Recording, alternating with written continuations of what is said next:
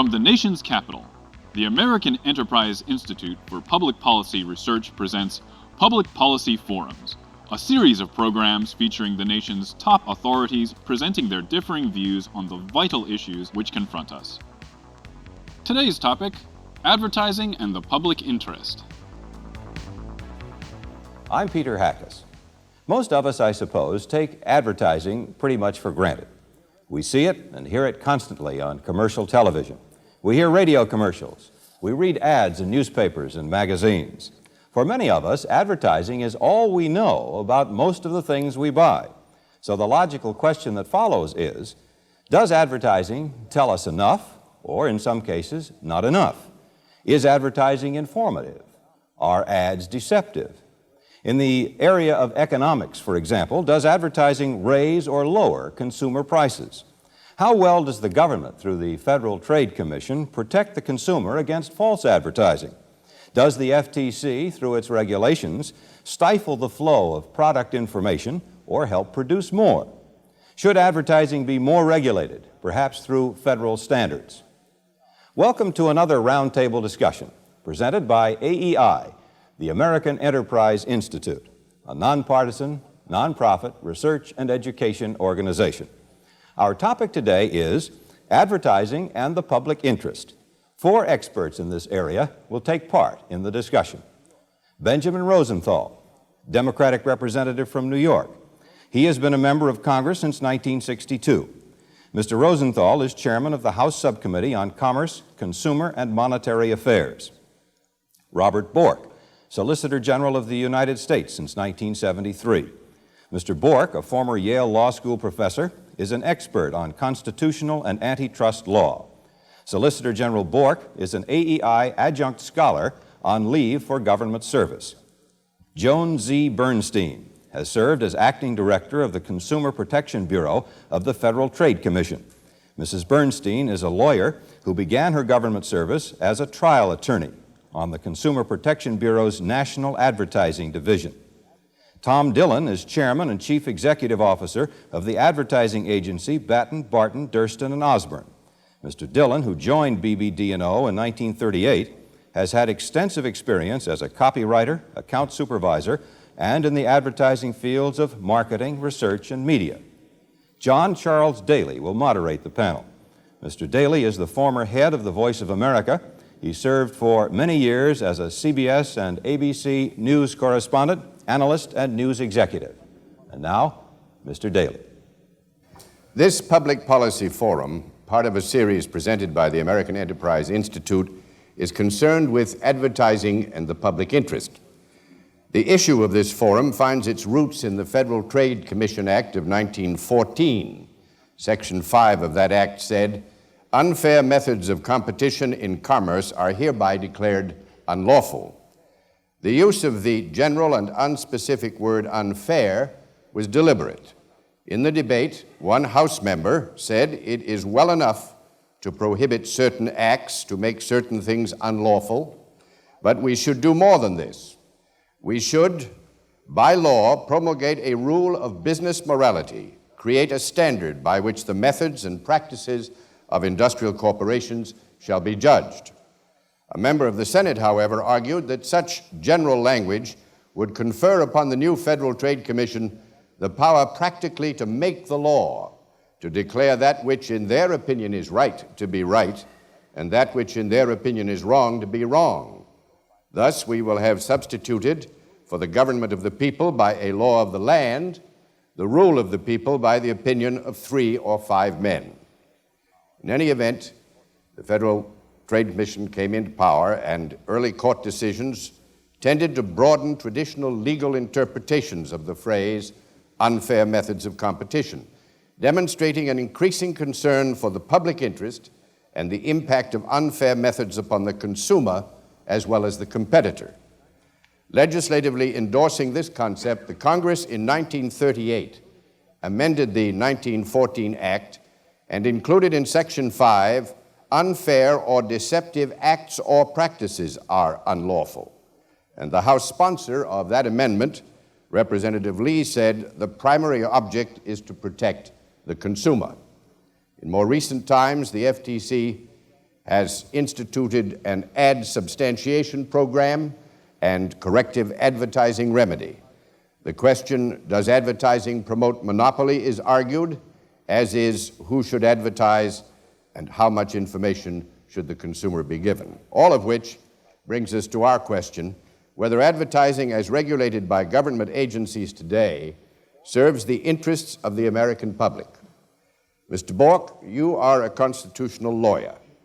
Do you consider advertising as traditionally practiced here in the United States, with present government overview and self-regulation, as violating any of the fundamental freedoms guaranteed by the Constitution? Well, I wouldn't think that there's any possibility that advertising itself violates a constitutional protection. In fact, I would not have thought until quite recently that the regulation of advertising raised any constitutional questions. But the Supreme Court has thought differently, and that's rather more important, and has said quite recently that a state may not, consistent with the First Amendment, guarantee of free speech, forbid advertising of pharmaceutical prices. That was a rather surprising and interesting development, but it appears, so far as one can tell from the opinion, that the First Amendment protection of advertising is going to be structured, controlled, or applied rather much in accordance with economic theory. So I think that even as to constitutional law, we're going to be talking economics and impact upon consumers. Representative Rosenthal, about a year and a half ago, you described the American consumer as lost in a commercial jungle without weapons and without a guide, and facing the slickest combination of technology and Madison Avenue ingenuity. Are you still of that opinion? Even more so, as a matter of fact. I think the purpose of advertising really ought to be to provide information so that a consumer can make a value judgment. I frankly believe in the efficacy of the free enterprise system, but it has to be free. And in a society like ours, where advertising, where there's so many monopolies and oligopolies and many restraints of trade, advertising really hasn't served the purpose of providing information to consumers. Consumers in a society where $28 billion a year is spent in advertising are seduced by advertising. Advertising doesn't provide information. It provides other kind of motivations and sensations that cause people to buy products. Many products in the oil industry, for example, quality is certainly not an element in advertising. In many areas, such as drugs, cereals, the consumer has no ability to make a choice. They buy cereals because Joe DiMaggio eats them, or they go to a bank because DiMaggio banks in that bank. I mean, advertising, in my judgment, frankly, serves almost no useful purpose other than to motivate business to continue to grow and to continue to monopolize. Mr. Dillon, as an advertising executive, how do you see the American consumer and jungles, technology, and Madison Avenue ingenuity? Well, I find the American consumer, I guess, a good deal more intelligent and perceptive than some do. I have been writing advertising for 40 years to that consumer, and I have always found that they are pretty clever at getting the information that they need and rejecting the information that they don't want. You know, one of the things about information in advertising, it is probably the only source of information you get in which you have very clearly labeled the motivation and the source of that motivation, which is you see an ad, you know that someone wants you to buy some product or service. When you read the newspapers or hear other things on the air, you do not know what the motivation is. I believe the consumer is pretty astute at analyzing the motivation of the seller. I think the problem with regulation, I don't know what the right balance is, but there is a trade-off in regulation. Regulation costs something to the consumer ultimately. If on the trade-off is that more regulation is needed to protect the consumer in the purchasing situation, that's fine. But at the point where more regulation costs the consumer more in regulation, it is total cost, then I don't believe in it. All right, Mrs. Bernstein, as acting director of the FTC's Bureau of Consumer Protection, guiding and defending the American consumer is your daily business. How's the consumer doing? I think I'd say, thank God, a lot better. I say that in a very real sense because it's compared to what, I guess, and over the past several years, I think that I've been in a position to observe an increase in the level of the consciousness of the American consumer, which translates into they are demanding more and better information, and beyond that seem to be using that information in making those basic purchase decisions. So in general, I see a more sophisticated marketplace, and together with that, obviously the need for more sophisticated kinds of regulation to assure the free, and as the Supreme Court said, free and clean flow of information in the commercial marketplace. So in general, I think we're doing better. Mr. Dillon, you raised the element of cost as it involved in regulation and advertising. What does advertising do to the price of consumer goods? Does it raise the price or lower the price? I happen to think that it does not raise the price, and there's good evidence that it reduces the price. We have had the classic case of eyeglasses, advertised and unadvertised, examined by the Commission, in which it's quite clear, I think, that where the price is advertised of eyeglasses, the prices are lower than when that's forbidden. Presumably, and I think it will be true, that when pharmacists can advertise the price of prescriptions in newspapers, I certainly believe it will bring down the price of prescriptions. I think it has brought down the price. We just had a recent case of a national brand, Tylenol, whose price was greatly reduced because Datril came on, a competitor in the over-the-counter remedy field, with advertising. A previously unadvertised item, a very large leader, unadvertised, had to reduce its price materially. Now, that doesn't obviously mean that that's a universal truth, but I think one of the important things that tends to be forgotten is that there is a marketing cost of some sort to get something from the loading dock to the consumer. It can be spent in salesmen, it can be spent in various promotional devices that are not advertising, it can be put in samples and coupons, more salesmen. All of these are alternative costs. The reason the manufacturer uses advertising, which is usually maybe only 10% of those total marketing costs, is because he believes it reduces his costs in terms of moving that from the loading dock to the consumer. It does the consumer no good on the loading dock. It's got to be in the consumer's pantry or in their house. And it does no good to stand there. Mr. Rosenthal, do you feel that advertising raises or lowers prices? I don't think you can address the question that way, Mr. Daly. The American consumers spend $28 billion a year for advertising. I mean, it's being paid out of the pocket of manufacturers and distributors and merchandisers, but that $28 billion a year must account for an increased retail cost. Now, the theory that we all learned in school was that advertising provided more customers reduced the unit cost of each item, and thus we were all beneficiaries. I don't know if that's true, and I don't know if anyone can judge that today, but what occurs to me is that as modern day technology increases, products become more sophisticated, our inability to analyze and study and make a value judgment about a product. Certainly, drugs is an area that none of us can make any kind of efficacious judgment. The fact is that in pharmaceuticals, the cost of advertising and merchandising and distribution is about 7 times, 10 times the cost of research, which kind of offends me. But in many other industries, advertising doesn't serve any useful purpose to the general public. In other words, if advertising provided information about the durability of a product, about the usability of a product, about the usefulness of a product, about anything that's integral to the use of a product, I would think it's a fine thing. But all advertising does, I think, generally in the marketplace, institutional advertising, seductive advertising, I think it's very interesting that Raquel Welch rides a Pontiac automobile, and I went out and bought a Pontiac, and lo and behold, she wasn't even in the showroom, no less in the car. And I didn't think I was duped, but I was stimulated into looking in that car for some reason, one kind or another. Is there anything wrong with that? I mean, isn't the whole purpose to stimulate you to look at the car? Yeah, it's up to each individual where and under what circumstances he wants to get a stimulation. But I frankly, as a consumer, I'd like to have a choice. I'm not saying I always want to buy the cheapest product. I want to have a choice as whether I want a more expensive product or a cheaper product. I want to have a choice. And I think advertising, because it also develops monopolies in many areas. We have, for example, 5 cereal companies that virtually control the industry. Advertising perpetuates those kinds of things.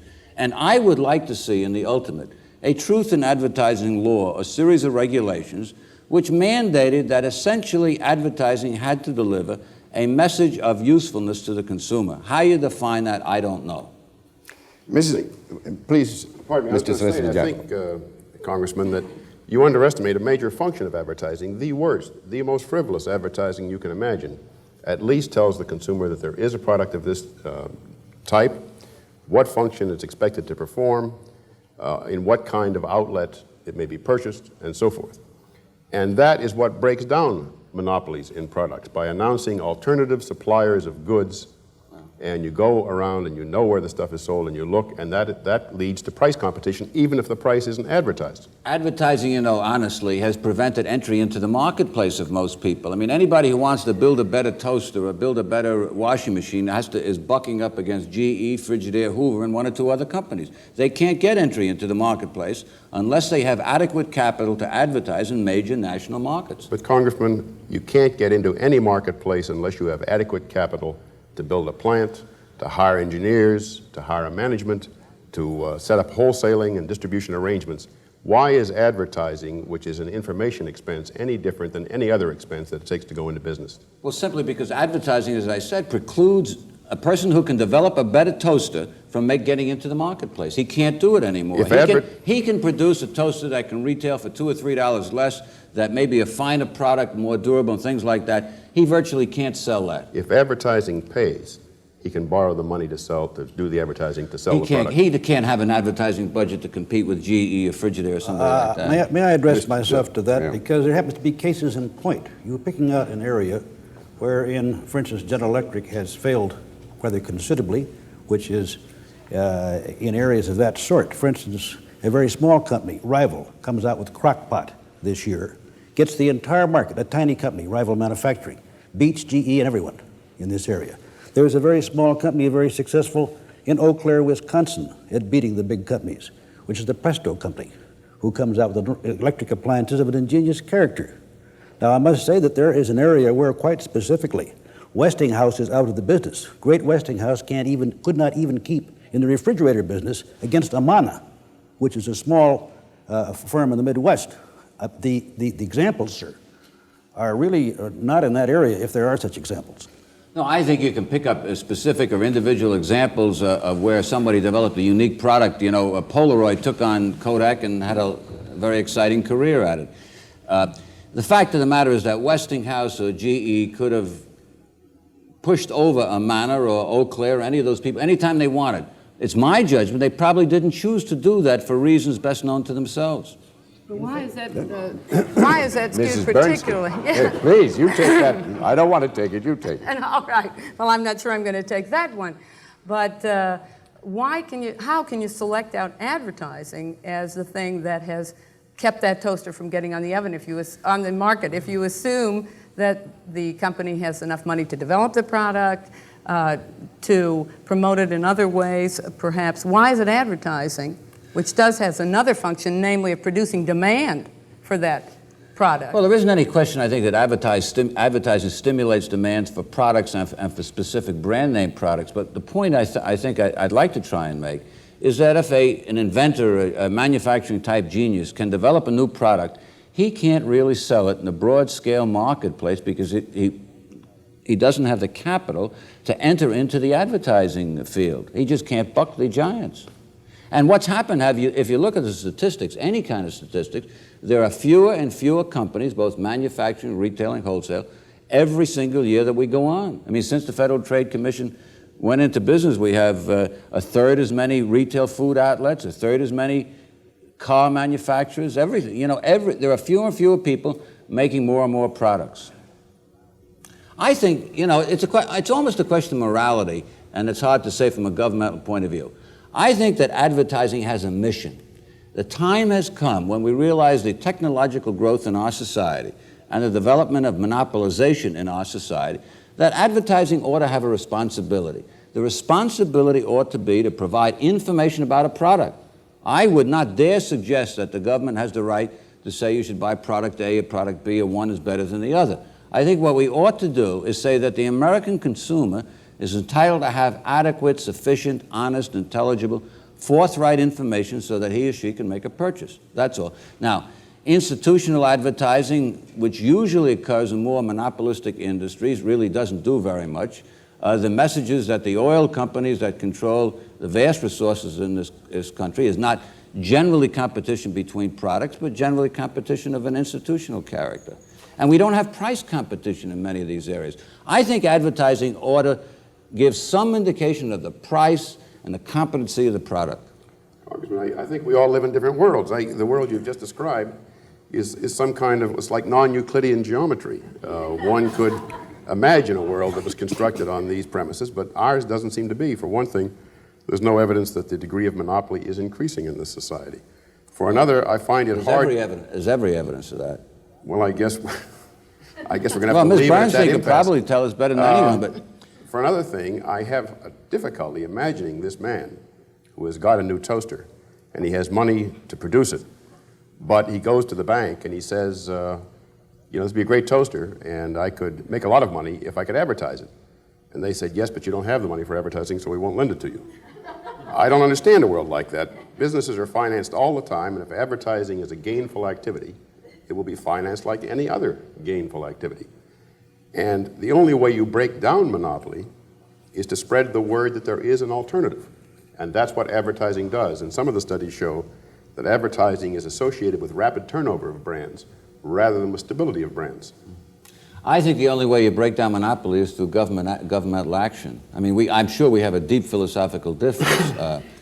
And I think the government has that responsibility under the Sherman Act, under the Clayton Act. Various administrations have had different levels of commitment, but I think that's the only way. I think that at some point in time down the road in the future, there might have to be government regulation as to the percentage of cost of a product advertising can consume. In other words, you could do this by direct regulation, or you could do it by limitations within the Internal Revenue Code that beyond a certain point of reasonableness, and what that is nobody knows, but beyond that point of reasonableness, advertising is not a valid tax deduction. That would be, of course, a good way to develop a ceiling. I think that we would have to find some mechanism, including these kind of restraints, to open up the marketplace, whereby advertising couldn't be the dominant tool to control the marketplace. I'm a little confused, Congressman, because it seems that you want more information on the one hand. On the other hand, you want less. No. Because, yes, I think you do. No. Because when you say that there ought to be a limit to the amount of advertising that can be done, I am sure that none of the major advertising agencies advertises beyond the point at which it pays to give the consumer the information. And if you cut back from that, you are giving them less information than they would want.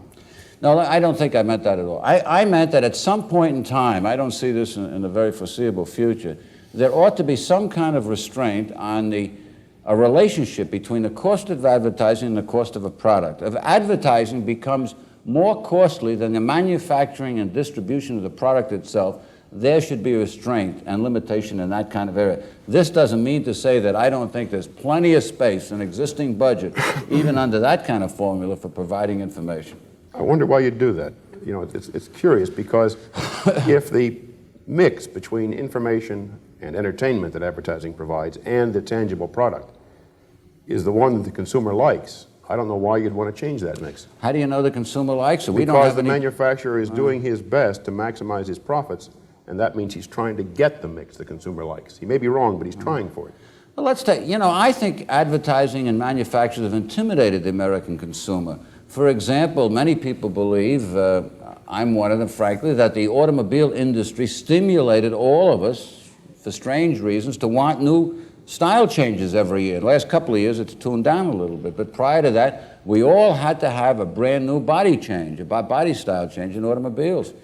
Now, had we not been stimulated by advertising to that kind of phenomena, it may well be that $400, $500, $600, $700 a car could have been sold for less because we wouldn't have had the tool and die costs every year. Now, advertising in that sense has been a nefarious influence on the marketplace. Now, you could say, are we that gullible that we fell for that kind of thing? Well, when there are only 3 or 4 major automobile car makers in the United States making domestic car purchases, they do have an enormous influence not only on what's produced, but what's bought and sold. Congressman, you know, one thing there that I don't think the automotive industry has ever been successful in getting people to buy a car once a year. I think if you look at the figure for new cars, in which there's good statistics that a typical car turns over about every 5 years, a new car buyer circles around. They don't come around all that good. The other thing you'd have to put in another element, which is we get a little bit about these meaningless changes. If you go back over a period of time, you've got to take into consideration things like 4-wheeled brakes, automatic shift air conditioning, and all the things that have been developed. These things don't all take place on 1 year and then stop, and I've got to believe and hope that they will continue over a period of years as a result of the car makers' efforts to improve that product, which now goes a great deal further than it used to. As you know, it goes about 100,000 miles on taxi service today, and my mother's old car, when I was a boy, was lucky to make 15 before you had to take the engine out. And I believe that those steps of progress did not come in large leaps where you can stop and say, we've made it, and now we stick here. You've got to take those increases and promote those things as they go along, even though in some years they are indeed My only imperceptible. point was that advertising added maybe a 15, 25% cost that we paid for automobiles. Well, I don't know why you say advertising did it. I suppose people pay for new products all the time that they don't strictly in some rational calculus need because they like fashion change. And if people like fashion change in cars and are willing to pay for it, I don't see why we should say that's not rational, you shouldn't do it. Because we had no choice. I would have liked to have found a manufacturer somewhere who didn't go or didn't believe in that phenomenon. I never had that choice. Henry Ford was the man who for 27 years believed in that phenomenon. That's why the Model T went out, because you couldn't sell anymore. Well, the other side of the coin is the Volkswagen thing. The reason Volkswagen did so well, obviously, they had one, basic elementary style, a Beetle, and it's a good serviceable car, and they sold them based on that body style. We were used to, in this country, always seeking a new, fancier-looking car. And I think that was stimulated in large measure by advertising. Was it really? Wasn't Yeah. that happening in a lot of other markets as well, not just ours? No, a the new only car, problem, a new house, the only point I'm a trying, new machine? The only point I'm trying to make that there were only really 3 or 4 manufacturers. Only really 3 or 4. General Motors, Chrysler, and Ford. I mean, some of the others went by the wayside: Studebaker and Packard and Pierce Arrow and the rest of them. But in the 40s and 50s and 60s, at least in the period that I'm familiar with, there were essentially 3 manufacturers who made 85 to 90% of the cars in the United States. They not only dictated to us, stimulated our appetite, but we were restricted on what choices we had. And that's the point. I think in that sense, advertising was an illicit partner of the developing automobile industry. 18 to 20% of the cars came from overseas, in which there was no restriction placed. Well, only recently. Only recently. Well, let me ask you something else. Advertising played an enormous function in the Volkswagen.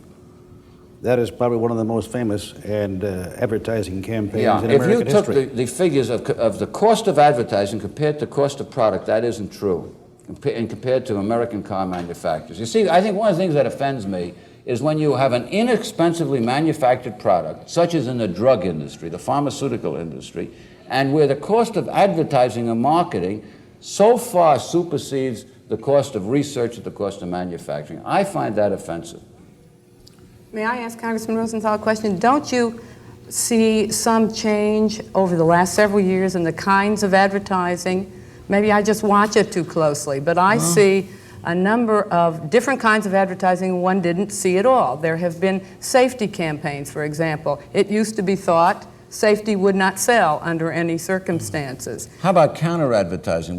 That's a useful new tool, isn't it? Very much so. Was that stimulated by the government, by the Federal Trade Commission? I think there have been a number of factors, but all of those areas have been stimulated. How about yes. corrective advertising, such as Listerine? Wasn't that stimulated by the Federal Trade Commission? It's more than stimulated. Well, virtually ordered and directed. I mean, I don't find anything exciting about new trends in advertising. I think so long as the technology continues to become more sophisticated, which is a good thing for our society, which makes us kind of number one, that there's a concomitant responsibility for advertising to provide more information. And I think they've been reacting to that to some extent, to those needs and to the demand Do you think they from would do consumers that? Do you think of they would do that information. without any governmental stimulation? I don't know, and I think it's impossible to replicate what's happened. But I think there's also an incentive, because as they see the needs and the uses of information and the choices, obviously they're going to respond to that incentive. If it becomes interesting and useful to people, like the energy disclosures, the mileage claims. Who would have ever advertised a mileage claim a few years ago? Suddenly there was a fuel shortage, and suddenly there was a real incentive And to suddenly advertise the government gave them the wherewithal to advertise them, and the government certified the mileage claims that they advertised. Well, that was done to establish a standard, but it became a marketer's incentive to get ahead of the other guy with a claim that he got better mileage on his toaster. I think that there is a fundamental difference. Mr. Dillon. Yeah. May I speak a little bit to the information thing, which is, I think, is a point that is well taken about advertising, but I think it should be taken in context. Much advertising, in fact, every unit of advertising has relatively small amounts of information. A 30-second commercial does not contain large amounts of data. However, in my opinion, neither you nor anyone else buying a Pontiac buys it from his living room in a process which does not mean going through quite a longer process in which you are going to a showroom, which is as that commercial will get you to do. If indeed it will get you to do that, it will be very fortunate. But it will get you to the showroom. You now have the car itself to examine. You have the literature that goes with the car. You have the data on the car. You have the sticker on the car. You have the salesman on the car. You do the same thing in the food market. You have the label. You have the pricing there. You have not only just the national advertising, but you have the retail advertising with comparative pricing of comparative stores. You have a vast flow of information. I think it is grossly unfair to charge advertising with having no information when the process which advertising leads you into has quite a lot of information. There's a lot of stuff on the toaster. There's a ticket on the toaster in all probability with information, and you have data available if you want it. Now, I make one further suggestion, that if you put too much data in advertising at a point where people don't want it, you will get none through. It is like trying to put too many cars through the Lincoln Tunnel at one time. It simply jams. We have been through that. We are now putting this business of labels. We're now being told that nobody reads the labels. Well, one of the reasons you don't read the labels is look at the back of some of the cans. It is an overload on the human system. You try to read the back of a fly spray label, you've got an afternoon's work. Now, I must tell you, if you send too much, you will get nothing received at all. I don't know, we can have another dispute among labels. For years, the food, that cat food, dog food, food for hogs, anything you bought had all information on the package, nutrients, proteins, calories, the whole thing. We couldn't get that onto baby food for years, and a lot of mothers were sincerely interested in that kind of information. We've tried to get information on labeling. There are many people allergic to various kind of ingredients in products. We've had letters from people whose children died as a result. One was a peanut butter kind of a thing. And yet industry has resisted putting that information on. My view is that you ought to put on as much useful information as the general public can reasonably expect. I mean, you know, we could differ as to how much, but there ought to be some kind of norm. I think we could probably find areas of agreement. Advertising certainly ought not to be deceptive. And counter-advertising serves a useful purpose if it's found out that what the company is advertising, for example, Listerine, really was misleading the general public.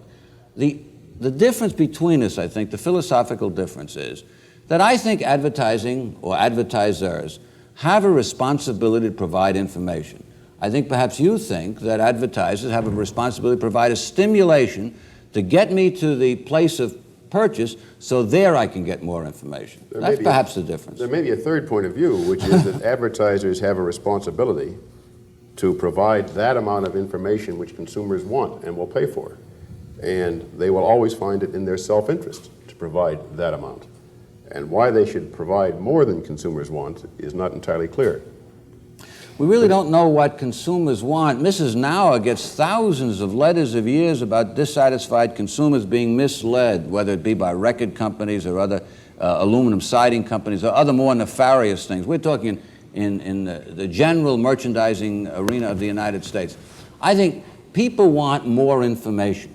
The average person wants more information than they're presently getting. I don't think it's relevant, for example, that, I hate to use Joe DiMaggio again, but athletes consume Wheaties. Now, that did stimulate my son, but I don't know how much value there is in that. I'd rather know from other kind of relevant tests how useful Wheaties really are. The fact that Joe DiMaggio hits home runs after Wheaties, I'm not absolutely convinced that's relevant. You have attributed, this may have something about the effectiveness of advertising, because you've attributed a number of products to Joe DiMaggio. What he does is coffee makers. That's right. I think you've forgotten the commercial. He's doing coffee today, but he did all these things yesterday. To work up to Mr. Coffee. But Mrs. Bernstein, how much information should the consumer be given? In your ad substantiation program, from what I've read, I understand that when information is supplied, then it's so often, one, it's voluminous, but two, it's also complex.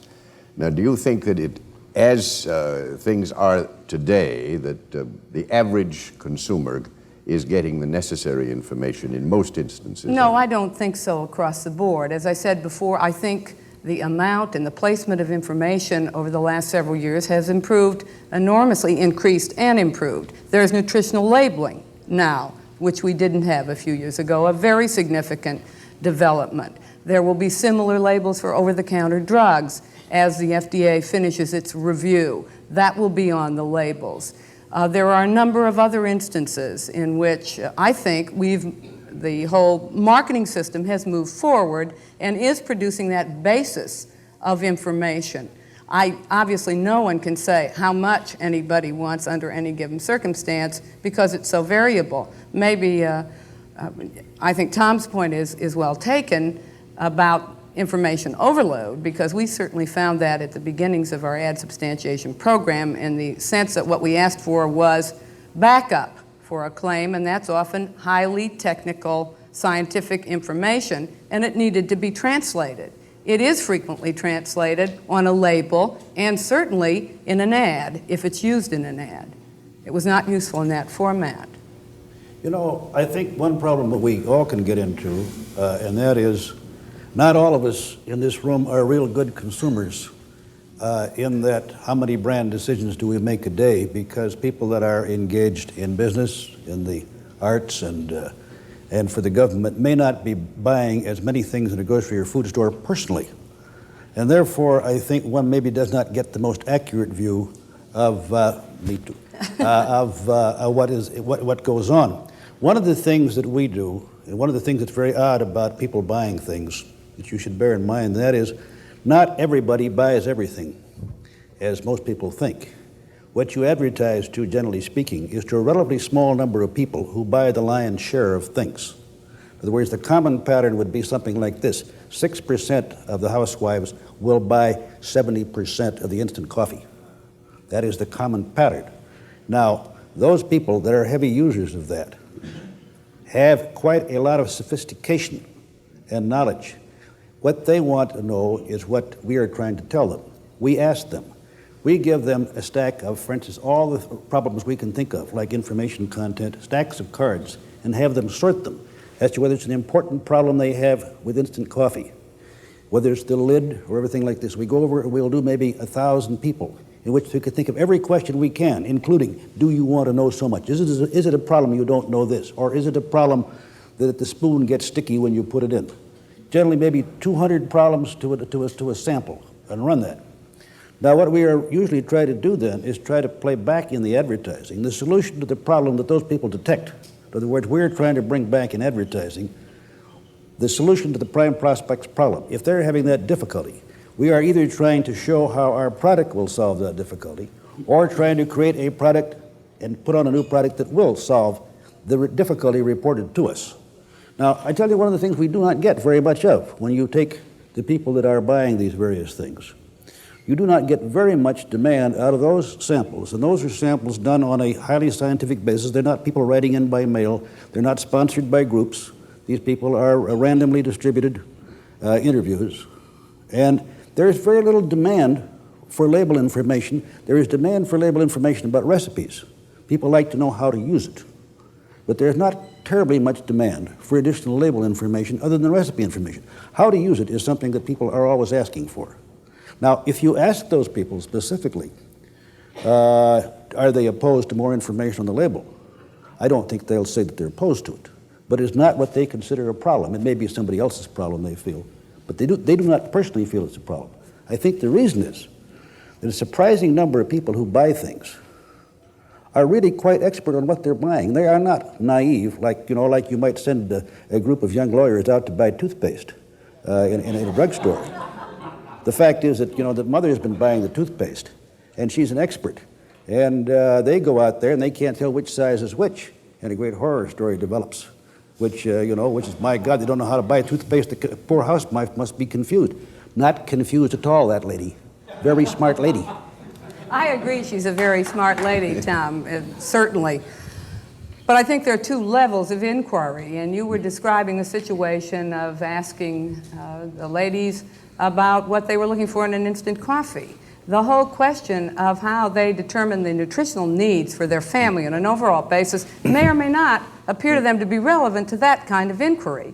And I would suggest that a different kind of inquiry or survey that included other products and at least addressed the question of how do you make your choices and what information do you need or would you like to have where might produce a different set of answers. I think she's very smart, but if you don't ask her anything, you can't entirely expect her to anticipate all the things you don't want to know. As you know, we're both engaged in doing that. Yes. I'd like to ask Mr. Dillon a question. Let's assume the average citizen wants to go out and buy 4 new tires. Can he or she get any information from advertising at all, and should he? I don't think you can get, I think tires probably makes the best case of anything I can think of that you could mention. I think the big problem with tires is it's a very, very confusing field. I one time tried to put together a campaign called Straight Talk About Tires for the B.F. Goodrich Company. I'll tell you, it is very difficult. Every car has its own requirements. Every user of that car has his own requirements. And we tried to work out some kind of a system whereby you could say, how many miles do you think you have left to drive on that car? What level of safety do you want? Because there are levels of safety. You find yourself a rather large mathematical problem. We did try to see if we could get that into advertising.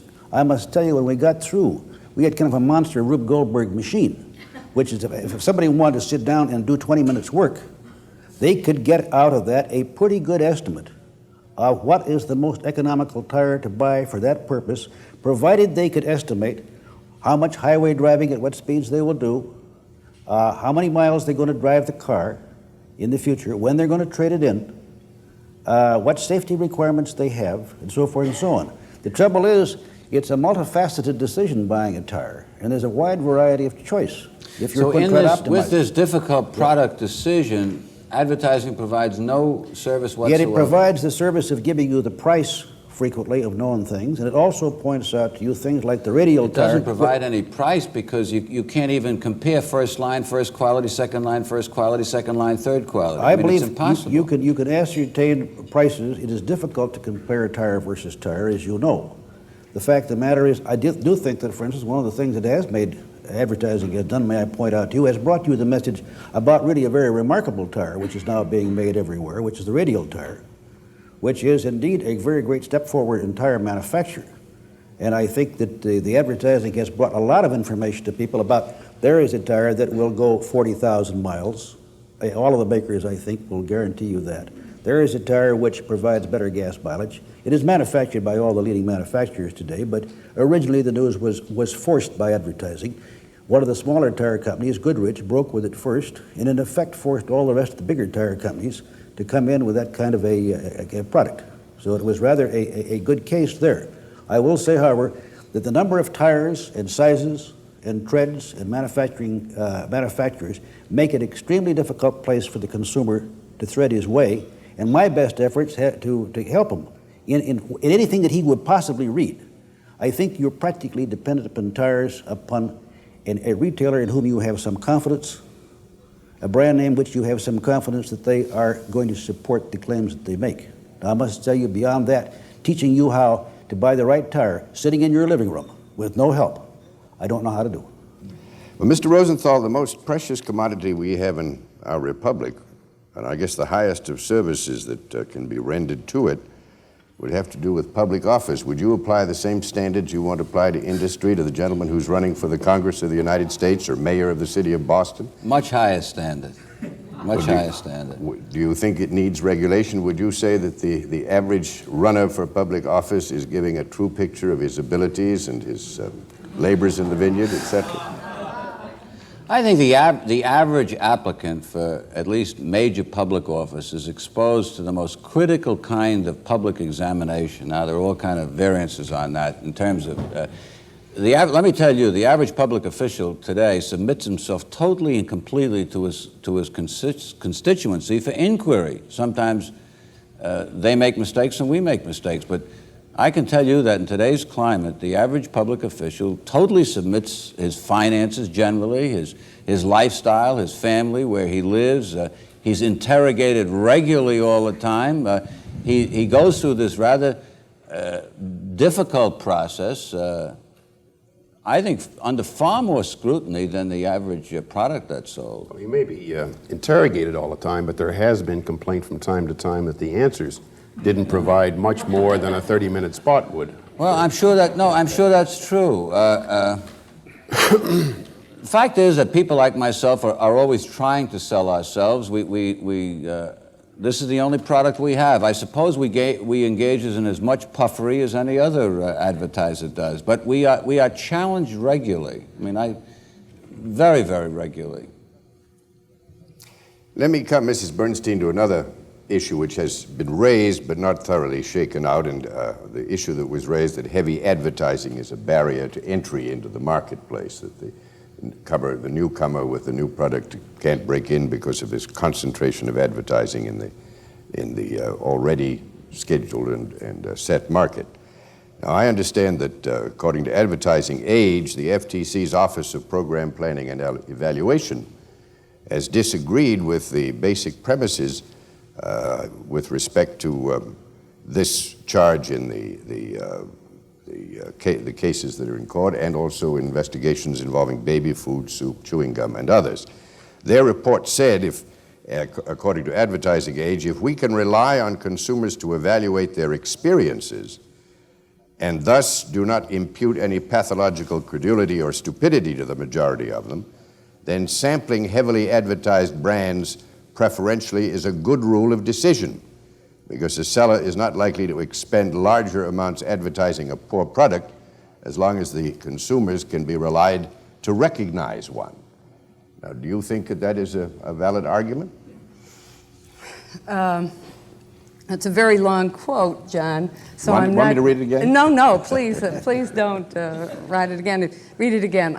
If the point is that to the extent that consumers can use the information that is in the marketplace, or even without that, to test a product and find out for themselves, thereby testing against any claims, I would not accept that as an across-the-board kind of justification. I think that argument has some merit in certain kinds of decision making. I'm not sure that's entirely responsive to that analysis, but perhaps Bob can add something to that.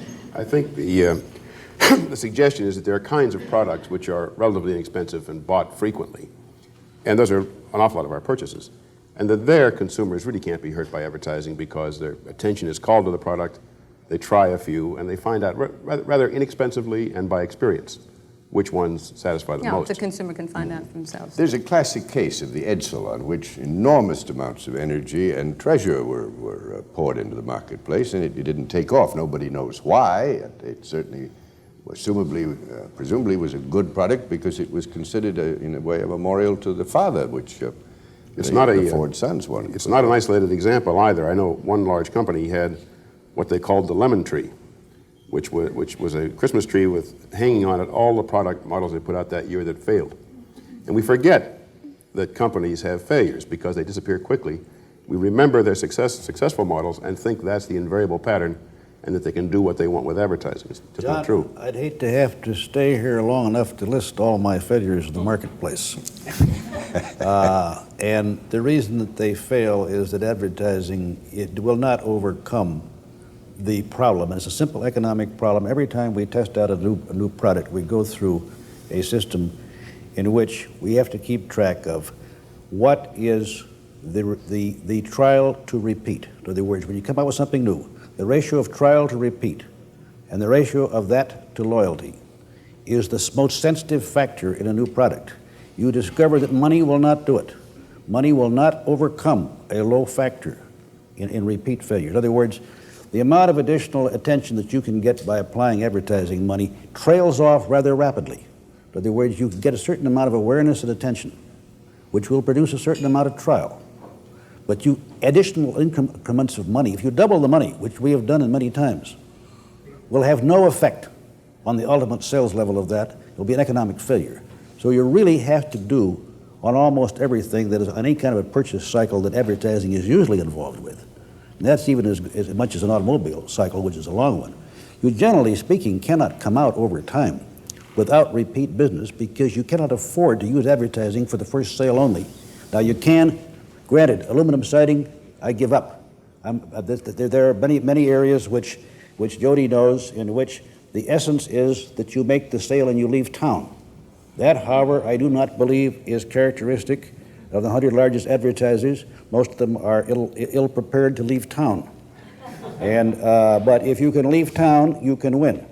If you can't leave town, it is very difficult to sell somebody something with advertising and pay for the advertising without getting them to repeat. Do you want to go? Well, I'd just like to add on. I don't think we've made a valid point here. Advertising surely can't sell a defective product or a poorly designed product. I don't think advertising can bail that kind of a situation out. We're talking with a generally satisfactory product, whether advertising increases the cost of it, whether it provides information for consumers to make judgments. You know, every single consumer product that the federal government buys, and this is not an example of the government is hardly an example of the best run of anything, but every single consumer product they buy is tested in general service laboratories. In other words, they have a great deal of information before they buy tires, or before they buy stockings for the Women's Army Corps, before they buy pencils or flashlights or anything. And I would like to see if there's some way of providing this through an information medium, the average consumer to have the benefits of that kind of information. Now, maybe the companies themselves can provide some of it. Maybe we need an independent quasi-governmental testing laboratory. But I don't know. Consumer reports, Mr. Congressman. Right. Oh, which, yes. You know, Well, anybody who wants to spend a relatively small amount of money can stay on top of product testing. That is exactly the point.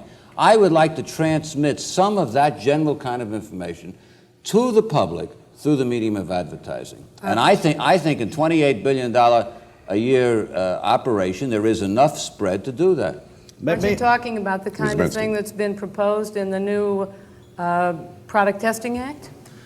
Well, they tried this in England for a while, a telltag system where every product had a label that had various ratings, 1 to 5, on, for example, on carpeting, on rugs, durability, washability, things like that. Electric percolators had that. I'm merely trying to say that with sophisticated consumers, such as the government or even as large corporations, I would like the average consumer to have more information upon which to base a judgment. That's all. Congressman, you know, there's one thing we've been saying over and over here, which is $28 million worth of advertising. Billion. 28 billion, pardon me, which always bothers me a little bit because about 20% of that figure is advertising. Because all except about 20% goes straight to providing television programming for you, radio programming for you, magazines and newspaper editorial content. One of the things is when we're talking about how we're going to pluck this fat hen, just remember that we are only talking about 20%. It goes into anything such as direct mail, advertising agency compensation, and all the other little funny things that I will grant are costs of advertising. But you cannot, I do not think, assume that it is worthless for the consumer to have the entire cost of radio and television in this country, some 9,000 television and radio stations, some 11,000 newspapers who are 70% dependent on advertising, magazines that are approximately 70% dependent, another 12,000, because there is an economic benefit there, so that when we're talking about what we're going to take out of this for the public weal, I think we ought to look at the real figure. We have to begin at the beginning. The first thing I think you and I could probably agree on, advertising should be generally truthful. I agree. And then we agree. I agree. Then we go beyond that is how much spread there is in the advertising budget to provide more information. And that's just a question of degree.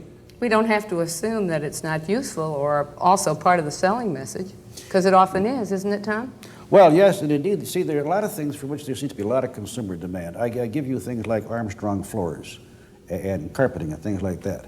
Now, the translations, all those ads provide for writing in and getting instructions and so forth and so on, and getting more information, because there, again, is a complex issue. What are you going to do about a ceiling or a floor or something like that? You really can't put that in a 30-second commercial. Even a 6-page ad, which we often run, directed to you ladies about decorating. You have to follow up on that. Now, on the other hand, I must tell you that I don't think you're going to sit around and listen to a lot of conversation about Tide, and a lot of information on the back of the box, because I don't think your information demand is very great. Your information demand depends on the character of the product and the kind of decision you have to make. You tend to want more information about more expensive things, and as Mr. Bork pointed out, things that you simply sample over and over again, you find sampling is probably easier than studying the mechanics of the situation. To the extent you can find out. In picking neckties, for instance, you don't really pay much attention to the thread count. No, but when you eat a piece of bread, you know what it tastes like, That's but right. you may not know how many calories there are in it or how much protein or carbohydrate, which may be a different level of consideration. That's true. I'm simply saying there is a different load and an individual load I agree. demand for that information. Many people do not care. Some people do. The question is, what is the trade-off in the entire information system? But I think, I'll agree. I see no reason why advertising, A, should not be truthful, B, why, as the court points out, it should not enjoy part of the First Amendment protection. But since you do know as an advertiser presumably more than you do as a reporter, because you are selling your own product, you know more than you do as a politician, since you're dealing with a more tangible thing, that you ought to be held to a higher standard of contact and truth, I don't question that. All right, well, this concludes another public policy forum presented by the American Enterprise Institute for Public Policy Research. On behalf of the AEI, our heartfelt thanks to the distinguished panelists, Mr. Dillon, Mr. Bork, Mr. Rosenthal, Mrs. Bernstein, and to our guests in the audience for their participation. This roundtable discussion on advertising and the public interest has been brought to you by AEI, the American Enterprise Institute. It is the aim of AEI to clarify issues of the day by presenting many such views, in the hope that by so doing, those interested in the decision-making process will benefit from such a free exchange of informed and enlightened opinion. I'm Peter Hackus in Washington. This Public Policy Forum series is created and supplied to this station as a public service by the American Enterprise Institute, Washington, D.C.